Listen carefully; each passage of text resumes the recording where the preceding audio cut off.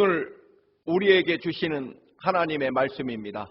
누가복음 2장 7절에서 14절 말씀입니다. 함께 봉독하시겠습니다. 첫 아들을 낳아 강보로 싸서 구유에 뉘었으니 이는 여관에 있을 곳이 없음이로라. 그 지역의 목자들이 밤에 밖에서 자기 양떼를 지키더니 주의 사자가 곁에 서고 주의 영광이 그들을 두루 비추매 크게 무서워하는지라. 천사가 이르되 무서워하지 말라. 보라, 내가 온 백성에게 미칠 큰 기쁨의 좋은 소식을 너희에게 전하노라. 오늘 다윗의 동네에 너희를 위하여 구주가 나셨으니 곧 그리스도 주시니라. 너희가 가서 강보에 쌓여 구유에 뉘어 있는 아기를 보리니 이것이 너희에게 표적이니라 하더니 호련히 수많은 천군이 그 천사와 함께 하나님을 찬송하여 이르되 지극히 높은 곳에서는 하나님께 영광이요 땅에서는 하나님이 기뻐하신 사람들 중에 평화로다 하니라. 아멘. 존귀하고 거룩하신 우주 만물의 창조주이시며 우리의 생명과 삶의 주인이신 구세주 예수 그리스도께서 우리에게 찾아오신 날입니다. 이 거룩한 은총과 기쁨이 여러분의 삶과 가정에 충만하시기를 기원합니다. 유난히 힘들었던 2020년입니다. 물론 어르신들은 그 혹독하고 비참했던 6.25 한반도 전쟁에 비하면 아무것도 아니었지만 거의 50년 신앙생활, 또 목사인 저에게 부활절도, 성탄 축하도, 그리고 한 해의 마지막과 새해 첫 시간 송구 영신 예배조차 하나님의 성전에서 드리지 못하고 맞이하기는 정말 올해가 처음입니다. 그러나 생각해보면 올해 2020년 성탄절이야말로 진정으로 고요하게 아기 예수를 영접하고 주님이 성탄절의 주인공이 되시는 것 같아 오히려 감사하기까지 합니다. 그동안 루돌프 사슴이나 산타크로스 할아버지의 생일날로 전락했었습니다. 사람들이 먹고 마시며 쾌락을 즐기는 날로 성탄절이 전락해 버렸습니다. 그러나 올해는 정녕 하나님이 탄생하시고 우리에게 찾아오시는 아기 예수께 경배하기에 진정으로 가장 좋은 올해 성탄이 될 것입니다. 오늘 말씀의 제목이 구유에 누이신 하나님입니다. 원래 성부, 성자, 성령 삼위일체 하나님이시므로 성자 예수님도 우주 만물의 창조에 함께하신 하나님이십니다. 인간이 감히 마주할 수 없으며 그 이름조차 부를 수 없는 존귀하고 거룩하신 하나님입니다. 그 존귀하신 하나님께서 작고 또 작아지셔서 갈릴리에 보잘것없는 한 소녀의 태중에서 탄생하셨고 또 낮아지고 또 낮아지셔서 사람이 되셨고 그나마 짐승들이 사는 마구간에서 탄생하십니다. 그리고 누일 곳이 없어 짐승들의 밥통이었던 구유에 누이시게 됩니다. 사랑하는 교우 여러분, 하나님께서 이 땅에 왜 사람으로 찾아오실까요? 만백성을, 더 정확하게는 바로 여러분과 저를 구원하시기 위해 찾아오십니다. 그래서 마태복음 1장 21절 천사가 마리아에게 잉태 소식을 전하면서 선포합니다. 아들을 낳으리니 이름을 예수라 하라. 이는 그가 자기 백성을 저희 죄에서 구원할 자이심이라 하니라. 주님이 이 땅에 오신 목적을 친히 직접 선포하신 적도 있습니다. 마태복음 20장 28절, 인자가 온 것은 섬김을 받으려 함이 아니라 도리어 섬기려 하고 자기 목숨을 많은 사람의 대속물로 주려 함이라 라고 말씀입니다. 존귀하고 그 거룩하신 하나님께서 하나님의 그 거룩한 형상으로 우리 사람을 창조하셨지만 우리는 죄악과 교만으로 심판을 받아 결국 영원한 지옥의 형벌로 멸망받게 됩니다. 이것을 두고 보실 수 없으셔서 사람으로 찾아오셔서 우리의 죗값을 대신하시기 위하여 유월절 어린 양처럼 십자가에서 우리의 모든 죗값을 대신 치르시기 위하여 죽으십니다. 결국 우리를 구원하셔서 영원한 하나님 나라의 하나님 아버지의 거룩한 자녀로 살게 하시려고 죽음을 당하시고 그리고 그 죽음에서 부활하신 주님, 그 역사를 이루시기 위하여 온전히 주님의 모든 삶을 우리를 구원하시는 주님의 사랑과 역사를 이루시기 위하여 이 땅에 찾아오십니다. 늘 말씀을 드립니다만 이 말은 절대로 어떤 경우에도 인류 그 누구도 하나님의 이 간절하고 끈질긴 너무나 크고 심지어는 지독스럽기까지 하신 하나님의 사랑, 그 사랑에서 우리는 결코 벗어날 수 없다는 것입니다. 바울 사도의 표현으로 절대로 끊어지게 할 수 없다라고 하는 것입니다. 세상에 사랑하는 아들, 하나밖에 없는 독생자 예수를 십자가에 죽게 하시면서까지 우리를 그 핏값을 치르시고 구원하신 하나님께서 어떻게 우리를 살려내셨는데 우리를 포기하시거나 버리실 수 있겠습니까? 그런 일은 하나님의 마음과 계획 속에서는 꿈도 꾸지 말라는 것입니다. 여러분, 하나님이 여러분을 어떤 상황에서도 포기하거나 버리실 것이라고는 꿈도 꾸지 마시기 바랍니다. 물론 우리는 참으로 힘겨운 시대를 살아갑니다. 때로는 무시당하고 억울하고 너무 고통스럽습니다. 그러나 여러분, 세상에서 예수님보다 낮아지시고 예수님보다 멸시와 천대를 당한 사람은 없습니다.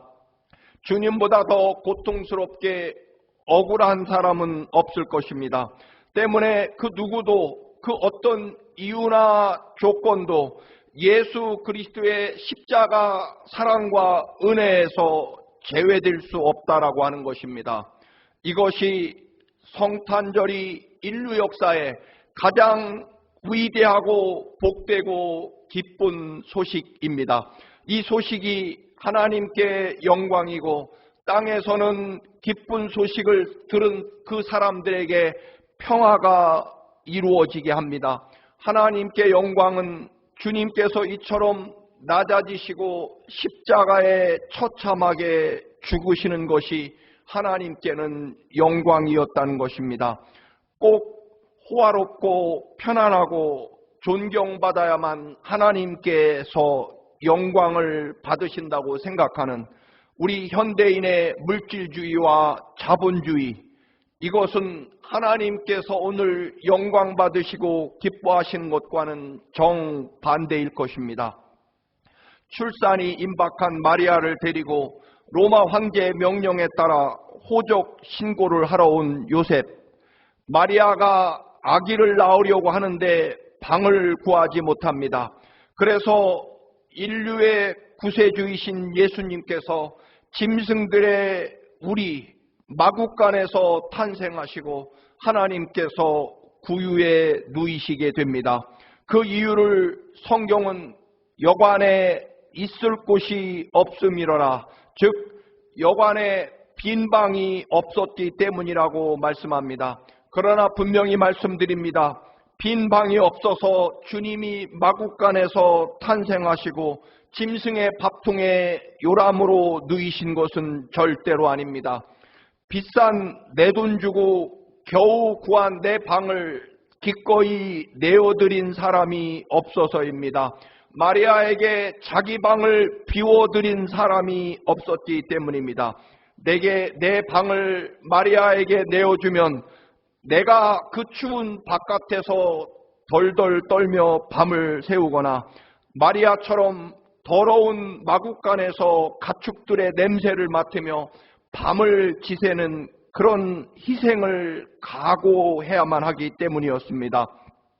우리 생각에는 마국간이 마당 구석에 잘 지어진 집처럼 생각되지만 당시 유적 발굴에 따르면 마국간은 주로 한 집의 반 지하라고 합니다.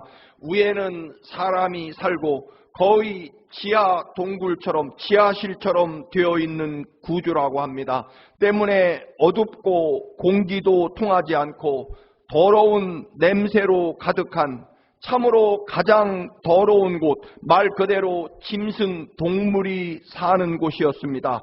지금 인류를 구원하시러 오시는 하나님을, 나를 살리시고 내 대신 십자가에 죽으러 오시는 그 주님을, 나에게 영원한 하나님 나라와 영생, 하나님 아버지의 거룩한 자녀가 되도록 해주실 그 예수님이 마국간에 계시게 된다는 것입니다.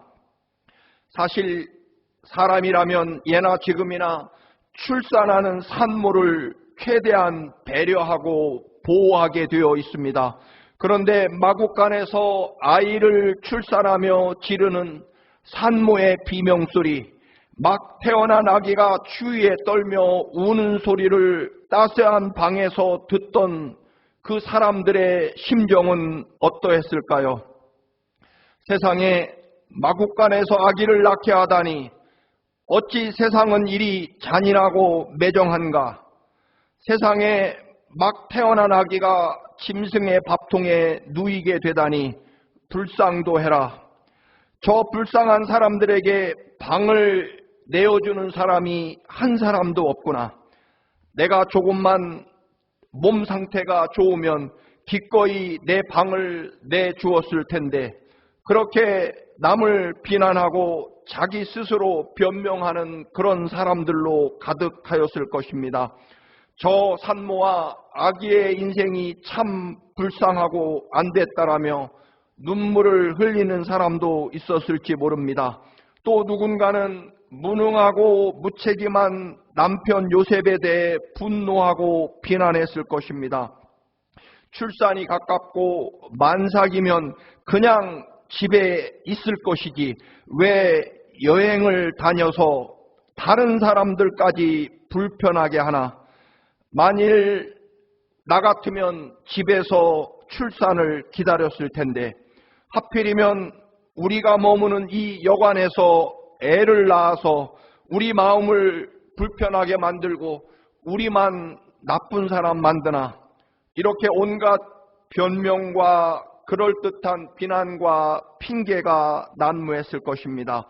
그러나 어찌되었든 자기 방을 예수께 내어드린 사람이 아무도 없었기에 주님은 결국 마국간으로 쫓겨가셨고 짐승의 밥통 구유에 누이시게 됩니다. 모든 방들은 사람들이 차지하고 있었고 짐승들이 사는 마국간만 비어 있었던 것입니다. 여전히 온갖 세상 욕망과 쾌락과 변명으로 가득 찬 세상입니다. 우리도 어느새 거기에 따라가고 매여서 살아가고 있음을 발견합니다. 마국간에서 태어난 예수님은 평생 거처할 집이 없이 사셨고 마지막 무덤도 없어 그렇게 무덤마저도 아리마대 사람 요셉의 무덤을 빌려서 장사되게 됩니다. 하나님께서는 예수 그리스도가 계신 곳이면 그곳이 어디든 늘 최고로 바꾸어 주십니다. 어두침침한 마국간이었지만 예수 그리스도께서 계심으로 그곳을 우주 만물에서 가장 밝고 빛나는 생명과 구원의 거룩한 경배가 있는 곳으로 만드십니다. 예수님이 묻히신 무덤은 새로운 생명의 부활의 권세와 능력이 일어나게 됩니다. 예수 그리스도께서 그곳에 계시면 그곳은 기쁨과 영광의 찬양이 울려 퍼지는 위대한 구원과 하나님의 영광이 나타나는 곳이 됩니다. 우리는 목자하면 푸른 초원에서 하얀 양들과 평화롭게 거니는 목자를 상상할 것입니다. 그러나 그 시대의 양치기들은 가장 멸시와 천대받는 사람들이었습니다. 우리 표현으로 하면 조선시대의 거의 백정이나 현대 표현으로 말하면 가장 밑바닥 막장 인생이었습니다. 물이 귀한 메마른 이스라엘의 들판에서 몇 달씩 풀과 물을 찾아 헤매고 집은커녕 움막이 있으면 최고였고 대부분 동굴 속에서 생활했습니다. 당연히 빨래나 목욕을 제대로 할 수 없어 늘 더럽고 악취가 나는 사람들이었습니다. 정말 몸에서 벼룩이나 이가 서말은 나왔을 것입니다. 목자들은 대부분 정말 지독한 저임금 생활을 했기에 도둑질을 하거나 사기꾼들이 많았다고 합니다. 주인 몰래 양을 팔아먹고 질병으로 죽었다거나 강도들 또는 늑대에게 잡혀 먹었다고 거짓말로 속이는 경우가 많았다는 것입니다. 늘 들판에서 생활하다 보니 안식일 계명이나 율법을 전혀 지키지 않았습니다. 그래서 거의 가장 멸시하던 세리와 같은 수준으로 목자들이 천시받았습니다. 그런데 인류 구원의 소식, 구세주의 오심을 이 천한 목자들이 가장 먼저 듣고 맞이하고 경배하고 그 소식을 전파하게 됩니다. 왕이나 권세가들이나 부자들, 제사장들이 아니었습니다. 오늘 본문 10절과 11절입니다. 천사가 이르되 무서워 말라. 보라, 내가 온 백성에게 미칠 큰 기쁨의 좋은 소식을 너희에게 전하노라. 오늘날 다윗의 동네에 너희를 위하여 구주가 나셨으니 곧 그리스도 주시니라. 아멘. 예수님의 탄생이 목자들에게 어찌 기쁜 소식일까요? 목자들은 예수님이 오심으로 인해 그들의 신분이 상승하고 부자가 되었기 때문이 아닙니다. 하나님께서 목자인 가장 천대받는 멸시받는 자신들을 얼마나 소중하게 여기고 사랑하시는지를 알게 되었기 때문입니다. 사랑하는 성도 여러분, 성탄절이 어찌 우리에게 기쁜 큰 좋은 소식일까요? 역시 하나님이 얼마나 어디까지 어떤 방법으로까지 우리를 사랑하시는지 알게 되는 날이기 때문입니다. 섬김과 겸손과 사랑과 용서라는 하나님의 형상을 가진 진정 사람답게 사는 그 진리와 기쁨을 알게 되는 날이기 때문입니다. 주님의 오심은 세상에서 가장 낮고 천한 사람에게도 가장 위대한 기쁨과 구원의 소식이며 그 누구도 하나님의 사랑에서 끊어지거나 제외될 수 없다는 것입니다. 사실 동방 박사들을 통해 헤롯 왕이나 대제사장, 서기관들은 메시아의 탄생 소식을 들었습니다. 그러나 그들은 경배하지 않습니다. 예루살렘과 베들레헴은 걸어서 한나절이면 가는 가까운 마을입니다. 헤롯 왕과 대제사장과 서기관 바리새인들, 하나님이 오시면 그들이 움켜쥐고 차지하고 있는 자신들의 가진 것과 지위, 권력을 비우고 포기해야 하기 때문에 구세주의 탄생을 정작 반기지 않게 됩니다. 오히려 헤롯 왕은 2살 아래 남자아이를 모두 죽이라는 명령을 내립니다. 구세군을 창설한 윌리엄 부스 대장은 세상을 떠나기 전에 예언한 말이 있다고 합니다. 앞으로 그리스도 없는 기독교, 즉 예수님 없는 교회, 거듭남이 없는 구원, 예수 없는 성경, 회개 없이 용서받는 시대가 올 것이라고 예언했다고 합니다. 그가 떠난 지 100여 년, 지금의 교회와 기독교인이 바로 예수 없는 기독교의 모습임을 부정하기 어렵습니다. 마국간 구유에 누이신 예수님과 정반대 기독교인 교회 지도자들의 모습인 것이 분명 사실입니다. 주님의 탄생하신 그 마국간에는 지금 마국간 교회가 세워져 있습니다. 짐승들의 배설물과 분비물, 썩은 지푸라기가 널브러져 있던 그 마국간 바닥은 세계 최고의 이태리째 대리석으로 덮여 있고, 더러운 것들이 덕지덕지 붙어 있던 구유는 은과 금으로 만들어져 있고, 악취가 가득하던 마국간에는 세계 최고의 보석들, 향로와 금으로 장식되어 있습니다. 물론 거룩한 구세주가 오신 곳이기에 성스러운 곳이기는 하지만, 제가 성지순례 중에 주님이 탄생하셨다고 전해지는 마국간을 보는 순간 저는 다른 생각을 하게 되었습니다. 주님이 탄생하신 마국간이 여전히 차마 발을 디딜 수 없을 정도로, 눈길조차 둘 수 없을 정도로 짐승들의 배설물, 아니 솔직히 말해 짐승들의 똥으로 가득 차 있고, 숨조차 쉴 수 없을 정도로 악취가 가득하고, 온갖 더러운 썩은 건초더미와 짐승들이 먹다 남은 구정물 찌꺼기가 덕지덕지 붙어 있는 그 구유와 마국간으로 존재한다면, 오늘날 기독교와 교회 지도자들은 분명 달라져 있을 것이라고 생각했습니다.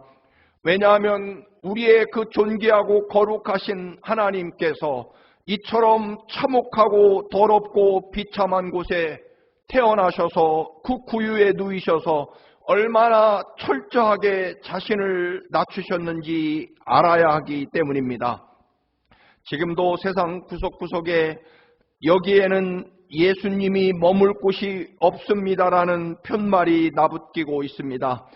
세상 사람들의 마음에 여전히 교만과 자랑과 이기심과 사치스러운 방은 많지만, 겸손과 온유함과 자기 부정과 거룩한 사랑을 위한 방은 없다라고 하는 것입니다. 우리는 성탄을 맞이하며 그 무엇보다도 예수 그리스도의 그 처절한 낮아지심으로 우리에게 찾아오시는 그 사랑을 기억해야 할 것입니다. 성탄이 왜 기쁜 날이고 거룩한 날이냐 하면, 하나님께서 이처럼 낮추셔서 우리에게 찾아오시는 그 간절한 하나님의 사랑을 발견하는 날이기 때문입니다. 섬김을 받으려는 마음, 즉 높아지려는 마음, 교만한 마음, 칭찬받고 잘난 척하려는 삶 속에 예수님은 모실 수 없을 것입니다. 그래서 바울사도의 외침을 읽고 마칩니다. 빌립보서 2장 5절에서 8절 말씀, 너희 안에 이 마음을 품으라. 곧 그리스도 예수의 마음이니 그는 근본 하나님과 본체시나 하나님과 동등됨을 취할 것으로 여기지 아니하시고, 오히려 자기를 비워 종의 형체를 가져 사람들과 같이 되었고 사람의 모양으로 나타나셨음에 자기를 낮추시고 죽기까지 복종하셨으니 곧 십자가에 죽으심이라. 이러한 섬김과 겸손의 기쁨과 진리로 가득한, 섬김과 겸손으로 찾아오시는 하나님이 이토록 우리를 사랑하신다는 그 감사와 기쁨이 가득한 평화의 성탄이 되시기를 간절히 기원합니다. 기도하시겠습니다. 존귀하고 거룩하신 하나님께서 우리와 같이 되셔서 우리와 함께 하시고 우리를 살리시려고 우리의 죄값을 대신 지시고 십자가에 죽기까지, 그리고 다시 부활하셔서 영원한 하나님 나라와 거룩한 하나님의 자녀로 우리를 인도하시기까지 사랑하시기 위하여 베들레헴 마국간 구유에 탄생하십니다. 거룩하시고 존귀하신 주님, 우리의 교만하고 가득 채워진 삶을 비우고 진정으로 우리의 주인이신 주님을 영접합니다. 주님 오시옵소서. 주님 오시옵소서. 그래서 하늘에는 영광, 땅에는 평화가 이루어지게 하옵소서. 주 예수 그리스도의 이름으로 기도드리옵나이다. 아멘.